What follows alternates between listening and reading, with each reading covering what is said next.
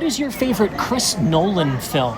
This one is technically his James Bond movie, if you look at it the right way. It combines dream logic, spy thrillers, and a metaphor for filmmaking that goes just as deep as the layers of the dreams.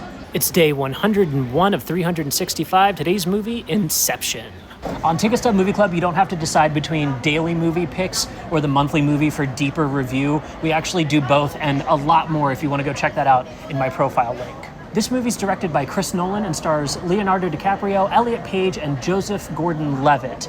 And honestly, this is one of the best movies we've talked about on this series so far. It's in IMDb's top 100. It's actually in the top 10 of the top 100, and I believe it firmly deserves that placement. When I saw it as a teen, I actually took my friends right back around to go see it a second time, just so we could track the different dream layers that we were witnessing. We wanted to see if we could pay more attention and get more out of it the second time, and honestly, I get a little more out of this movie every single time that I watch it. Since then, I've probably seen it 100 more times. I've probably been paid to watch this movie more than I've ever paid into watching the movie, because I used to use it as a demo for new TVs and speaker systems when I worked at Best Buy. It's just the perfect movie for that. Rewatching in 2025, I think it holds up. This one probably will be one of the top 10 of movies that hold up across this series as I'm rewatching through.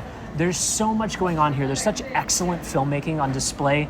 I'd love to just break down my 3 favorite things about Inception. The first thing that I love so much about Inception is its editing. This is something we don't talk about a lot around this movie because there are so many things going on, and I'll get to that in a later point, but I wanted to highlight the editing specifically. This movie uses dream logic as its blueprint for editing. That's not something you see very often, and one of the ways they do that is by pushing establishing shots to the ends of scenes instead of at the beginning. Now, any regular editor is going to tell you, you learn to put your establishing shots at the beginning of the scene to set the tone of where you are. But the movie itself calls attention to this fact during the scene where Cobb and Ariadne are talking about dream logic, how you don't remember where you are or how you got there, you just kind of appear there. And that's how this movie moves through. It uses J and L cuts to push us into a dream without ever letting us know they've dropped into a dream. We almost never see them drop into dreams until way later on in the movie when we've already established this is a thing that's happening. Instead, it pulls us directly through with the editing. This is something that Nolan has used since then and has kind of established his more frenetic styles around how he makes movies. Sometimes his movies are hard to absorb the first time because of how much he uses dream logic in his film editing. And it all kind of began with Inception. Technically, it began with Memento because that movie's doing something with memory and editing, but memory and dream are so interweaved, and that's part of the plot within this movie, that he literally has memories pop out inside of dreams to show you the way that these two are related to each other. This movie is edited so supremely well. Sometimes it feels a little too fast, but the shots last for sometimes a second or more, which is pretty long for this era in filmmaking. During this era, you would see many faster cuts, a half second at a time, maybe less. Look at A Bourne Ultimatum for an example of this. Inception actually holds a little bit longer, and so this editing style just makes the entire thing wrap together so well. The second thing that I love about Inception is the fact that Nolan got away with sneaking a James Bond movie into his filmography. Whether or not this man ends up getting to direct a James Bond movie is still a question in the air. We've been talking about it since before Inception came out. It's been a hot topic ever since the Daniel Craig era has ended, and many big directors have gotten into this franchise. If they were going to start it again, Nolan wouldn't be a bad choice based on this as his resume. I actually don't think he could make a James Bond film as interesting as Inception, just because its higher concept works better overall, especially for all the stuff that he's packed into this movie. Again, I'll talk about that more in the last section. But as you move through this movie, it has all of the hallmarks of a fantastic James Bond film.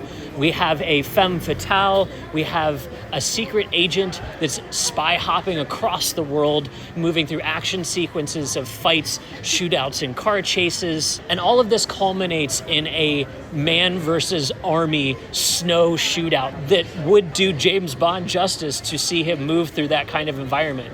Honestly, if we got Tom Hardy, Chris Nolan, and a James Bond script together, I think the world would collectively shit its pants to watch something like that. This is a director that enjoys putting guys into cool suits and cool situations and turning things sideways in a way that makes them adapt to the situation. How is that not perfectly James Bond? The third thing that I love about Inception is the fact that it's got multiple levels on which it works. It's a metaphor for filmmaking. If you look at the heist team as a producer, a director, a writer, an actor, a props guy, it's also got aspects of the levels of grief that we move through, each person representing different aspects of bargaining, denial, acceptance, etc. There's the read I just talked about with it as a spy thriller, with each of these characters filling in for the character archetypes that are seen in spy thrillers. I've heard even wilder interpretations of the movie across the internet because it just works on so many levels by being kind of dreamlike in not only its presentation, but its construction. Dreams are at the center of all of this. If you connect all of their names together, you get dreams. The only real question for a lot of the internet remains with whether it ends within a dream or not. Now, you can have your own opinion on this. I think this is a very subjective thing, and Nolan has said basically as much. But to me, the movie opens in limbo and then ends with the dream that Cobb has had across the entire movie of getting home to his family. Because the movie's operating on so many levels, the reality here is really unimportant, and it's about the completion of the journey for the character. But to me, the most complete version of this story is the one where he has left limbo and moved through into a space where he gets to be alive again. This is, I think, heart and key to not only his character, but the reasons everyone's pushing in this movie. So my take is that he does make it to the real world. The wobble in the top, yeah, that is proof that he made it out. And him making it out is important because that's what makes the movie hopeful. If he's still stuck in there, that's your own interpretation of your personal journey through grief. And I find that to be a really interesting mirror, that the movie will only reflect what you're willing to put into it.